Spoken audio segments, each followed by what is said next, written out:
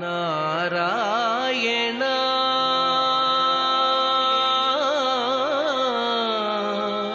నారాయణ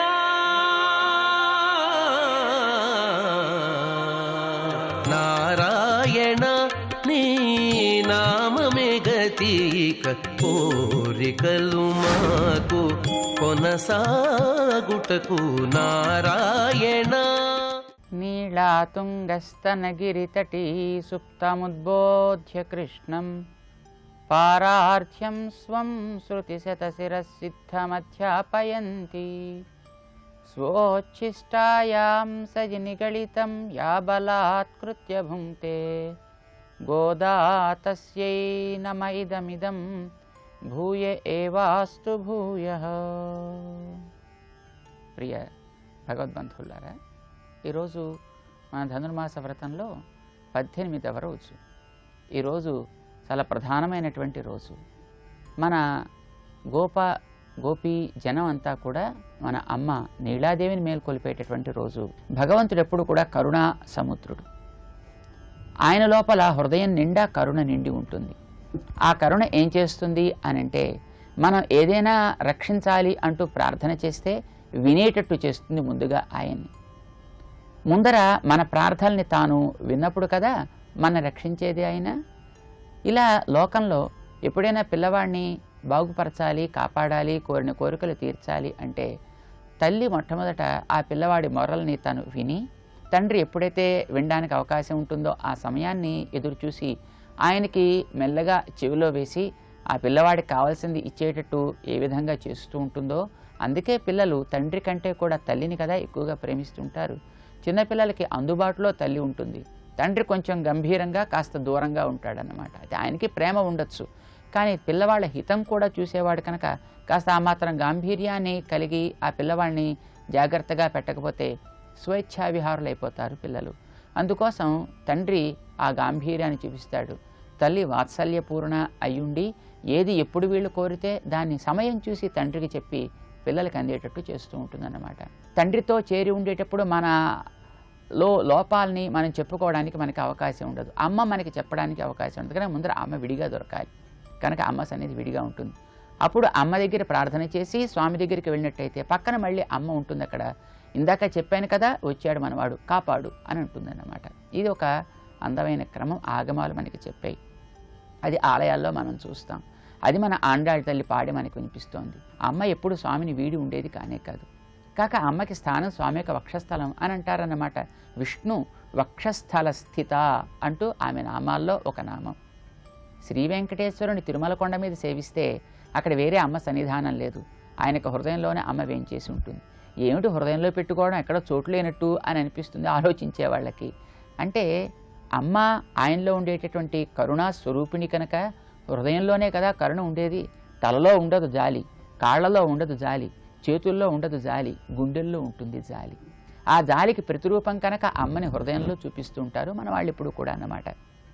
అయితే ఆశ్రయించడానికి ముందర తను విడిగా కనిపించాలి కనుక అమ్మ సన్నిధానం వేరే ఉంటుంది, ఆ తర్వాత ఆయనతోటి చేరి ఉంటుంది. అయితే అమ్మ ఇందుకే స్వామితో విడిగా ఉంటుందా కలిసి ఉంటుందా అంటే విడిగా ఉంటుంది, కలిసి ఉంటుంది. విడిగా ఉండడం మనం ఆశ్రయించడానికి, కలిసి ఉండడం మన తరఫున చెప్పి ఆయన రక్షింపచేయడానికి అన్నమాట. భగవంతుడు సూర్య మండల అంతర్వర్తిగా ఉంటే మనం ఆ సూర్యుని దేన్ని బట్టి చూస్తాం? మండలాన్ని మనం నేరుగా చేరలేం, కానీ మనకు అవసరం ఉంటుంది కనుక తనతో ఉండేటటువంటి కిరణాలని, ప్రభని, కాంతిని మన దాకా నడిపిస్తాడు ఆ సూర్య భగవానుడు. అప్పుడు మనం లోకాన్ని చూడగలుగుతాం, పనులు చేసుకోగలుగుతాం, కావలసినవి పొందగలుగుతాం. మన దాకా వచ్చినటువంటి కాంతి సూర్యుడు ఇద్దరు వేరా ఒకటే అంటే వేరుగా ఉంటారు మనం ఆశ్రయించడం కోసం, కానీ వేరు కారు ఒకటే. సూర్యుడు ఉంటే కాంతి ఉంటుంది, సూర్యుడు లేకపోతే కాంతి లేకుండా పోతుంది. కనుక అది ఒక అపృథక్ సిద్ధమైనటువంటి సంబంధం కలిగినవి అని అంట. అది ఒక విశిష్టమైనటువంటి ఏకతత్వం. ఏకతత్వం అంటే అది ఒక అద్వైతం. అది అందమైనటువంటి కూడిక కనుక అదొక విశిష్టమైనటువంటి ఒక అద్వైత తత్వము అని అంటుంటారు. శ్రీ నారాయణుల యొక్క ఆ సంబంధాన్ని, శ్రీమన్నారాయణ తత్వాన్ని దర్శించినటువంటి మహానుభావులైనటువంటి వైదికులు. మనం ఆశ్రయించడానికి ముందుగా తను విడిగా ఉంటుంది కనుక మనం మొట్టమొదటి అమ్మనే ఆశ్రయించాలి. అప్పుడు అమ్మ చూపేటటువంటి స్వామిని ఆశ్రయించాలంటూ పురుష సూక్తం కూడా మనకి హ్రీ లక్ష్మి ఎవనికి పత్నులై ఉంటారో అలాంటి వాడిని మనం సహస్ర శీర్ష పురుషుడిగా సేవించి తరించాలి అని ఉపదేశం చేస్తోంది. ఈనాటి పాసురంలో మన ఆండాళ్ ఆ శ్రీ తత్వాన్ని ముందుగా మనకు చూపిస్తోందన్నమాట. ఆమెను లేపుతున్నారు. నిన్న బలరాముడి దగ్గరికి వెళ్ళగానే కృష్ణుడు ఇక్కడ కాడరా, అక్కడ ఉంటాడు నీలాభవంతిలో, మీరు దారి తప్పి వచ్చారు, అది క్రమం కనుక అక్కడికి వెళ్ళండి అని వాళ్ళకి దారి చూపి ఉంటాడైనా. మన వాళ్ళు ఈవేళ నీలాభవనం ముందరకు వచ్చి ఆమెను మేల్కొల్పుతున్నారు. నీలాదేవికైనా కృష్ణుడికైనా తమని స్వతంత్రంగా కీర్తిస్తే కాదు ఆనందం, నందగోప సంబంధం పెట్టి చెబితేనే ఆనందం అన్నమాట. శ్రీకృష్ణుడు నందయశోదలకి పిల్లవాడైతే శ్రీ అంటే మన ఈ నీలాదేవి వారికి కోడలు కదా అవుతుంది. ఆమెకు కూడా ఫలానా వారి కోడలా అంటేనే గొప్పతనం ఉంటాయి. మన భారతీయ సంస్కారాన్ని మన ఆండాళ్ళు ఎంత గొప్పగా నిరూపిస్తుందో. ఒక స్త్రీకి తన యొక్క వంశాన్ని బట్టి ఏర్పడేటువంటి గౌరవం, తన యొక్క భర్తని బట్టి ఏర్పడేటువంటి గౌరవం, భర్తృ వంశాన్ని బట్టి ఏర్పడే గౌరవం ఏ విధంగా ఉంటుంది అనేది నిరూపిస్తోందన్నమాట. లంకలో ఉండే సీతమ్మ హనుమంతుడికి తన గురించి పరిచయం చేసుకుంటూ స్నుషా దశరథస్యాహం అని చెప్పుకుంటుంది. తన పరిచయం దశరథుని కోడలని, ఇది ఆమెకు మొట్టమొదటి గుర్తింపట. అలాగే మన వాళ్ళు ఈవేళ నీలాదేవిని మేల్కొల్పేటప్పుడు నందగోపుని కోడలా అంటూ మేల్కొల్పుతున్నారు. ఈనాటి పాసురంలో అద్భుతంగా ఆవిడ తత్వాన్ని మనకి వర్ణిస్తున్నారు. అది ఈ 18వ పాసురంలో ఏ విధంగా మన ఆండాళ్ ఉపదేశం చేసిందో దాన్ని ఒకసారి మనం కూడా పాడుకుందాం. ఆండాళ్ తిరువడిகளே శరణం. உந்து மதகளித்தன் ஓடாத தோள்வலியன் நந்தகோபாலன் மருமகளே நப்பின்னாய் கந்தம் கமழங்குழலி கடை திறவாய் வந்து எங்கும் கோழியழைத்தனகான் மாதவி பந்தல் மேல் பல்கால் குயிலினங்கள் கூவினகான் பந்தார் விரலி உண்மை துணன் பேர் பாட செந்தாமரை கையால் சீரார் வளையொழிப்ப வந்து திறவாய் மகிழ்ந்து ఏలోరెంబావాయి. ఆండాళ్ తిరువడిகளే శరణం. నందగోపుడు ఎంత గొప్పవాడో మన అమ్మ ముందు వర్ణిస్తోంది. ఆమెకు ఆనందం, నీలాదేవికి ఆనందం కలిగించే తమ మామగారి యొక్క గొప్పతనాన్ని చెప్తోందన్నమాట. ఆయన ఎలాంటి వాడంటే ఉందు మదగళిత్తన్ ఓడాద తోళ్వలియన్, బాగా స్రవించేటటువంటి మదము కలిగిన అనేక ఏనుగుల్ని కూడా ఒంటి చేత్తో నిలపగలిగినటువంటి కండబలం కలవాడు. పెద్ద ఏనుగు మనవాడే, గున్న ఏనుగులాగా పెరుగుతూ ఉండేవాడు మన శ్రీకృష్ణ పరమాత్మ కదా. ఆయనని ఎప్పుడు కూడా భవ్యముగా తనకి లొంగి ఉండేట్టు చేసుకునేవాడు కనుక నీలాదేవి కూడా వారి కోడలుగా లొంగే ఉంటుందన్నమాట. అలాంటి శ్రీకృష్ణుడిని కూడా తన అధీనంలో కలిగినటువంటి ఆ ఏనుగుల్ని కూడా మదించగలిగినటువంటి, నిగ్రహించగలిగిన శక్తి కలవాడు కనుకనే మన శ్రీకృష్ణుడు కూడా ఆ శక్తిలో కొంచెం శక్తి రావడం చేత అటు కువలయాపీడాన్ని మనవాడు కూడా సంహరించగలిగాడు అని చెప్తారన్నమాట. ఆ ఏనుగుల్ని నిగ్రహించే బలం కలిగినటువంటి ఓడాద తోళ్వలియన్, దానికి ఓడిపోనటువంటి కండబలం కలిగినటువంటి నందగోపాలన్ మరుమగళే నప్పిన్నాయి. నందగోపాలకుని యొక్క కోడలా నప్పిన్నా ఏడిందిరాయ్, లేవమ్మా కోడలా లే అన్నారు మన వాళ్ళు. ఆ ఊళ్ళో కోడలు కాని వాళ్ళు ఎవరు కనుక శ్రీకృష్ణుడికి అందరితోటి సంబంధం ఉంది కనుక అంతా నందగోపుడు కోడళ్లే. అలా కాదు, నందగోపాలన్ మరుమగళే నప్పిన్నాయి, నందగోపుని కోడలైనటువంటి హే నప్పిన్నై, అందమైనటువంటి హే పిల్ల నప్పిన్నై నీలాదేవి అని మన వాళ్ళు పిలిచారనమాట.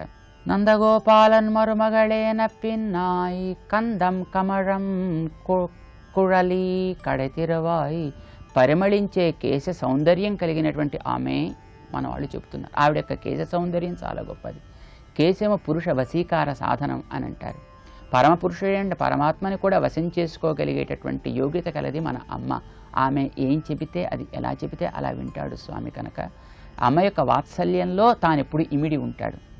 అది సహజమైన పరిమళం కలిగినటువంటిది, ఆచరణ పర్యంతము చేసేది మన అమ్మని మన రక్షించడంలో.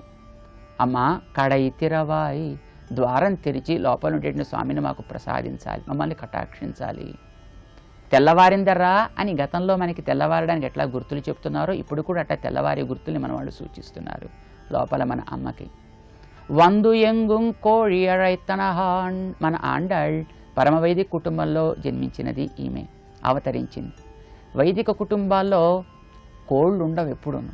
అంటే అలా ఆ ప్రాంతాల్లో కోళ్ళ రెక్కల యొక్క చప్పుడు కూడా వినపడకూడదు అని అంటారు. కానీ తనలో ఉండేటటువంటి ఆ గోపీ భావన విశేషం చేత ఎంత వాస్తవంగా తను దర్శిస్తోందంటే రేపల్లిలో ఉండేటటువంటి పల్లెవాసుల యొక్క స్వరూప స్వభావాన్ని తాను స్పష్టంగా అనుభవిస్తోంది మన గోదాదేవి. కనుక అమ్మా, కోళ్ళు అరుస్తున్నాయి, ఒక కోడరిసి తెల్లవారినట్టర్రా మీ గొడబడి చూసి అది లేచి ఉంటుంది కాదమ్మా, ఎంగుం కోడి అంతటా కోళ్ళు అరుస్తున్నాయి. ఆ కోడి ప్రతి జాముకి ఒకసారి మేల్కొని అరచి మళ్ళీ పడుకుంటుందర్రా బోసే అదే అయ్యి ఉంటుంది మీ గడబడి చేత కానీ అయితే జాము చేత కానీ కాదమ్మా. వందు ఎంగుం కోడి అరైతనహాన్, కేవలం జాము కూసేటటువంటి కోడి అక్కడ మాత్రమే ఉండి అరిచి మళ్ళీ పడుకుంటూ ఉంటుంది, కానీ తెల్లవారితే కోళ్ళు లేచి పిల్లల్ని వెంట వేసుకుని అంతటా తిరుగుతుంది. కనుక అట్లా అంతటా తిరుగుతూ కోళ్ళు కనిపిస్తున్నాయి అంటారు మన వాళ్ళు. కోడి జ్ఞానికి ప్రతీక అంటారన్నమాట. మురికిలో తిరుగుతూ కావలసిన వస్తువులను మాత్రమే వెతుక్కుని అవసరం లేని మణులు వేసినా ఎట్లాగైతే పక్కకి తొలగిస్తూ ఆ లభించిన ఆహారాన్ని తన శిశువులకి తినిపిస్తూ ఉంటుందో అట్లాగే జ్ఞానులు, ఆచార్యులైనటువంటి మహానుభావులు ఈ ప్రకృతిలోనే వారు సంచరిస్తూ ప్రకృతిలో కావలసిన వస్తువులను తీసుకుని ఇతరమైనటువంటి ఐశ్వర్యాదులన్నీ కూడా తృణప్రాయం చేసి లభించినటువంటి జ్ఞానాన్ని పెంపొందించే సాత్విక వస్తుజాలాన్ని తనను ఆశ్రయించినటువంటి వారందరికీ కూడా అందిస్తూ ఉంటారు. కనుక వారిని కోడితోటి పోలుస్తూ ఉంటారు జ్ఞానులైనటువంటి మన పెద్దవాళ్ళు. అమ్మా అవి అరుస్తున్నాయి, కోడి అరైతనహాన్ అన్నారు. మరొక గుర్తు కూడా చెప్తున్నారు, నీ ఇంట్లో చూసుకో, మాధవి పందల్ మేల్ పల్కాల్ కుయిలినంగల్ కువినహాన్, కోకిళ్ల సమూహాలు కూడా కూస్తున్నాయి. నీలాదేవి అందమైన పాటకారి కనుక ఈవిడ దగ్గర పాటలు నేర్చుకోవడానికి కోకిళ్ళు కూడా వస్తున్నాయి. అవన్నీ కూడా మీ పెరటిలో ఉండేటండి మాధవి పందల్, మాధవి లత మీద చేరి నీవు రావడం కోసం ఎదురు చూస్తున్నాయి. నువ్వు టీచర్వి కదా, కనుక నీ దగ్గర పాటలు నేర్చుకోవడానికి రాని టీచర్ ఉండే క్లాసులో ఎలాగైతే స్టూడెంట్స్ అంతా కూడా గడబడి చేస్తుంటారో అట్లాగే అవన్నీ కూడా అరుస్తున్నాయి నీ రాక కోసం. ఈ కోకిళ్ళే పరభృతులని పేరు, ఇతరుల మీద ఆధారపడి ఉండేవి అన్నమాట. కోకిల తన యొక్క సంతానాన్ని కాకి గూట్లో పెంచుతుంది కనుక దాని పరభృత్ అని పేరు అన్నమాట. అలాంటి జ్ఞానం కలిగినటువంటి ఆళ్వార్లను కోకిళ్ళతో పోలుస్తూ ఉంటారు మన వాళ్ళంతా కూడా. వారు ఎప్పుడు కూడా తమ మీద ఆధారపడు, పరస్వరూపమైన పరమాత్మ మీద ఆధారపడి వాన అనుగ్రహంతో జ్ఞానాన్ని పొంది వాణిని పాడినటువంటి వారు. వారి పాటలు కోకిల వలె శ్రావ్యముగా ఉంటాయి. కోడి యొక్క అరుపు తెల్లవారటాన్ని సూచించినస్తూ జ్ఞానుల యొక్క ఆచార్యుల యొక్క పలుకులు మనకి మేల్కొలుపుతాయి. కోకిళ్ళ యొక్క అరుపులు పాటల వలె ఆనందంగా శ్రావ్యంగా ఉంటాయి. మాకు ఇటు ఆచార్య అటు ఆళ్వార్ల యొక్క సూక్తులు మాకు మేల్కొలుపు కలిగించాయి, అవి తెల్లవారడానికి సూచన కలిగిస్తున్నాయి. అమ్మా పల్కాల్ కుయిలినంగల్కు వినగాన్, కోకిళ్ళు అరుస్తున్నాయి అంటూ మన వాళ్ళు చెప్పారు. అయితే ఏం జరుగుతోంది లోపల చూద్దామని మన వాళ్ళు కిటికీలోంచి లోపలికి చూసి ఉంటారు. అయితే అక్కడ లోపల ఎవరున్నారో స్పష్టంగా కనిపించటం లేదు, కానీ మన వాళ్ళకి ఆ కిటికీలోంచి అమ్మ యొక్క జడ కనిపిస్తోంది, అందులో ఉండే అందమైన గుత్తులుగా పుష్పాలు కనిపిస్తున్నాయి. బహుశా రాత్రి ఆటలాడుకుని ఉంటారు అమ్మ స్వామి కూడా బంతులతోటి. ఎవరు చేతిలో బంతి ఉంటుందో వారు గెలిచినట్టు లెక్క. అది అమ్మ చేతిలోకి వచ్చింది కనుక చెయ్యి కనిపిస్తోంది, ఆ చేతిలో పట్టుకున్న బంతి కనిపిస్తోంది, వ్రేళ్లు కనిపిస్తున్నాయి, జడ కనిపిస్తోంది, అటు ఏదో ఒక ఆకృతి అమ్మ ఆకృతి కనిపిస్తోంది. అది చూశారు మన వాళ్ళు, అది చూసి పిలుస్తున్నారన్నమాట. పందార్ విరళి, బంతుల వలె చక్కగా మంచి వికసించి ఉండేటటువంటి శ్రీహస్తం. మన వాళ్ళు కొంచెం కోపంగా ఉందన్నమాట. మేమంతా కూడా ఏ రకమైనటువంటి అనుభవం లేక మేము విరహ కరిసితలమై ఉంటే నువ్వు హాయిగా ఆనందంగా ఉన్నావే, పిల్లలు కలిగే శోకాన్ని చూసి అమ్మ కూడా దాన్ని బాధపడి తొలగించవద్దా, నువ్వెంత ఆనందిస్తున్నావు లేదా. పందార్ విరళి, చేతిలో బంతిని ధరించి ఉండేటువంటి అమ్మ అంటున్నారు. ఈ బంతి లోకానికి ప్రతీక. దీన్ని భగవంతుడు తన చేతిలో కాపాడుతూ ఉన్నప్పటికీ కూడా అది అమ్మ యొక్క అనుగ్రహానికి లోబడి ఉన్నప్పుడు లోకమంతా కూడా సుఖిస్తుంది. దయా స్వరూపిణి కనుక ఆమె, దాని చేత ధరించినటువంటి అమ్మ. ఉన్మైతునన్ పేరు పాడ, నువ్వు కోరుకునేది స్వామిని పాడాలి అని. అమ్మని ఎప్పుడు పిల్లలు పాడుతూనే ఉంటారు, కానీ అమ్మకు కూడా ఆనందం స్వామిని పాడితే మేము నీ స్వామిని పాడటానికి వచ్చాం, నీ తరఫున స్వామిని పాడటానికి వచ్చాం. ఉన్మైతునన్ పేరు పాడ, పాడటం కూడా ఏదో లాభం కోరి కాదు, పాడటమే ప్రయోజనంగా మేమంతా వచ్చాం. సెంతామరక్కయ్యాల్ సీరార్ వళయుళిప్ప వందు తిరవాయి, అందమైనటువంటి పుష్పము వంటి సౌగంధ్యము, సౌందర్యము, సౌకుమార్యము, లావణ్యము కలిగినటువంటి ఆ నీ శ్రీహస్తంతో ఒక్కసారి అమ్మ తలుపు తీయవా అడిగారు. తీసే ఉంది రెండరా అంది అమ్మ. కాదు కాదు, మేం తీసుకోదగినటువంటి తలుపు కాదమ్మా, సెందామరక్కయ్యాల్ నీ యొక్క శ్రీహస్తంతో తీయాలి అంటూ మన వాళ్ళు ప్రార్థన చేస్తున్నారు. ఆమె కొంచెం చేతులకి గాజులు అలా వెనక్కి పెట్టుకుని చప్పుడు కాకుండా తీద్దాం అనుకుంటే కాదు కాదు, నువ్వు లోపల లేస్తున్నట్టు వస్తున్నట్టు తలుపు తాకుతున్నట్టు తీస్తున్నట్టు మాకు కూడా అనుభూతి కలగాలి కనుక నువ్వు చేతులకు ఉండేటువంటి సెంతామరక్కయ్యాల్ సీరార్ వళయొళిప్ప, చేతులకుండే గాజులు కూడా ధ్వనించేటట్టుగా నీ చేతి గాజుల ధ్వని చేత మా చెవులకుండే ఆకలి తీరాలి. నువ్వు తలుపుని స్పృశిస్తే ఇటు నుంచి స్పర్శించడం వల్ల మా యొక్క దేహపు ఆకలి తీరాలి. నీ యొక్క రూపదర్శనం చేత మా కంటి ఆకలి తీరాలి. ఇలాగా నీ యొక్క ఆ చేతికుండే పరిమళం చేత మా యొక్క ఘ్రాణేంద్రియం యొక్క ఆకలి తీరాలి. ఇన్ని రకాలుగా నీవు అందించేటటువంటి శ్రీకృష్ణ దివ్య అనుగ్రహ విశేషం చేత మా యొక్క మానసికమైన ఆకలి తీరాలి. అట్లాగా నువ్వు 100 తిరవాయి, అక్కడి నుంచి కాదు వచ్చి బయటికి తీయాలి అమ్మ తలుపుని అడుగుతున్నారు మనవాళ్ళు. అబ్బబ్బా ఏమిటర్రా అన్నట్టుగా ఆవిడ అనుకుందో ఏమిటో కాదమ్మా, నీ పిల్లలం కనుక మా ఆనందం నీ ఆనందం అనుకుంటూ నువ్వు తలుపు తీయాలి. మగిழிందు 100 తిరవాయి, ఆనందంతో వచ్చి తలుపు తీయవా అంటూ మన వాళ్ళు అమ్మ యొక్క దివ్య వైభవాన్ని చెబుతూ ఆమె యొక్క కృపని ప్రార్థన చేస్తూ ద్వారాన్ని తెరవమని ఈవేళ పాసురంలో కేవలం అమ్మనే ప్రార్థిస్తారు. రేపు అమ్మని స్వామిని కలిపి ప్రార్థన చేస్తారు మనవాళ్ళు. ఈనాటి పాసురం ప్రధానమైనటువంటి చాలా అమ్మ యొక్క వైభవాన్ని చెప్పే పాసురం. ఆండాళ్ తిరువడిగళే శరణం. జై శ్రీమన్నారాయణ. నారాయణ